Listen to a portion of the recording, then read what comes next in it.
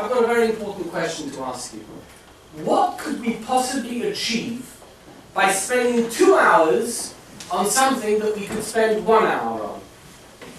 Why should it be that if I spend 2 hours on doing it, it's better than if I spend 1 hour on doing it?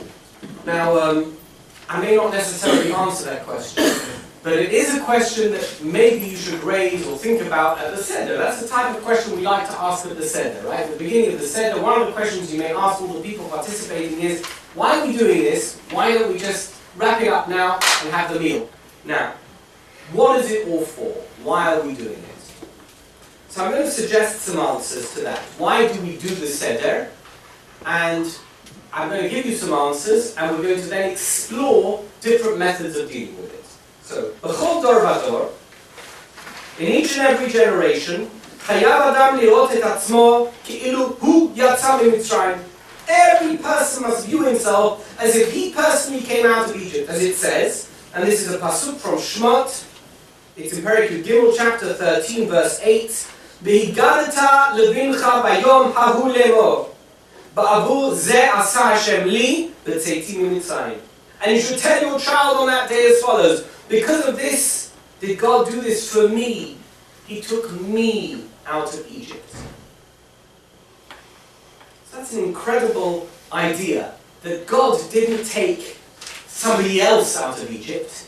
He didn't take some historical group out of Egypt. He took me out of Egypt.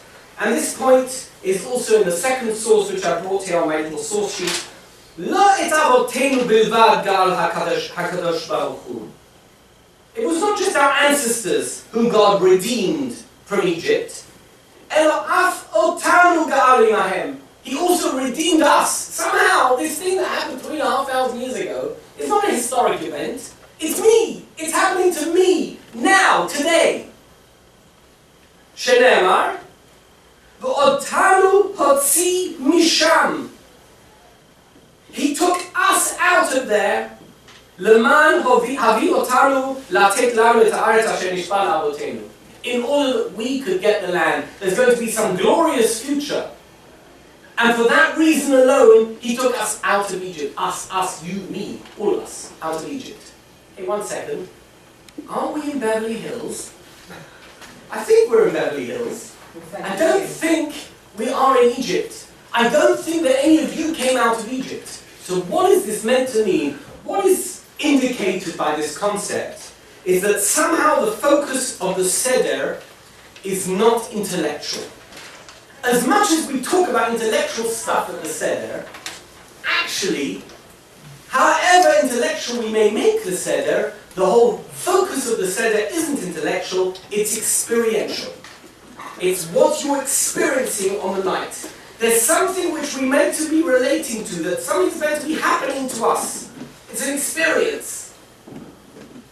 A person must view himself or herself as if he came out of Egypt. What does it imply for us? And what practical methods can we use to achieve this objective, which seems to be the central theme of Seder? I would like to suggest that there are only 2 clear answers to this question. Okay, so the first method, which we're all very, very familiar with, is let's get into these people's shoes. Okay? What do I mean by that? Relive the past. Let's relive, let's imagine that we were slaves in Egypt, and that we were being beaten by taskmasters. We experienced harsh slavery, we emerged triumphant. And in that there is freedom, and that's how we can relive that experience. Here, the aim in such a scenario, the aim is to simulate the past and give each and every Jew a taste of the Exodus itself. That's really the Seder experience that I think all of us are very familiar with. That is answer number 1. 2, the second answer, is to create a contemporary Exodus experience for ourselves. But how about bringing that Egypt into the year 2014? Bringing that Exodus moment into the year 2014. In this model, the Exodus is applied to a contemporary reality. So that we can ask the questions of the Exodus about our world today. The past travels forward. Us going back, or the past coming to us, is not a cosmetic difference. I'll explain to you what I mean. They do radically alter the type of discussions we would have at the Seder. Let's take a look. Should we talk about the notion of Jewish peoplehood then? What does it mean to be a Jew in ancient Egypt? Or should we talk about what it means to be the Jewish people in the year 2014? Because suddenly, the whole concept of Exodus, the whole concept of redemption opens up in our mind the concept of being a Jewish nation. So the very fact that we have to discuss what happened then will make us think about what happens now, what it means to us now. Or perhaps we should focus on what enslaves us now. Perhaps we should focus on, I don't know, technology. Maybe we should focus on cultural peer pressure. Maybe we should focus on the values that impede on our lives, which are antithetical to the Torah that we were given very shortly after the Exodus. Maybe that's our slavery. Maybe the fact that we're talking about slavery then, and slavery affected us so much and we needed to be redeemed from it, should open us up to the fact that we too need to be redeemed from slavery. And our experience at the Seder would be to translate the experience of the Bnei Israel then to the reality of our lives today. Because we are not being beaten by Egyptian taskmasters. Is the question whether the Israelites were headed for Har Sinai, or is it whether we are today as Jews oriented towards the Torah that was given at Har Sinai?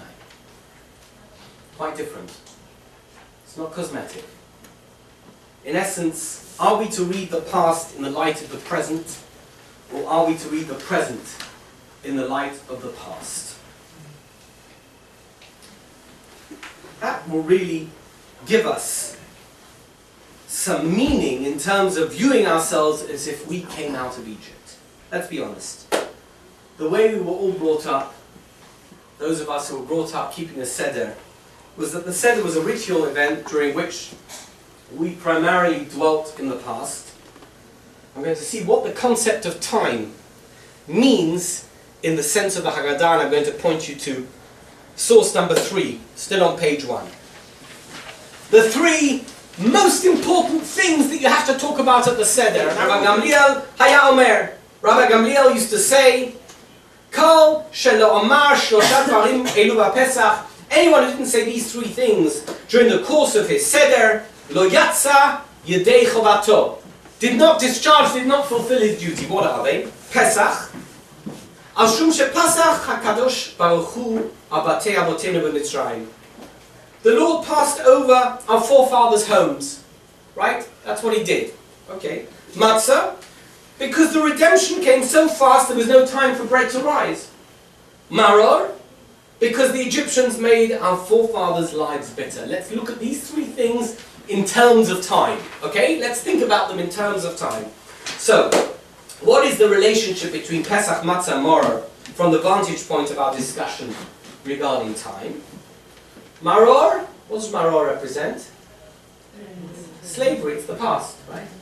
It's the past. We were slaves. So Maror is that horrible past that we need to refer to. What does Matzah represent?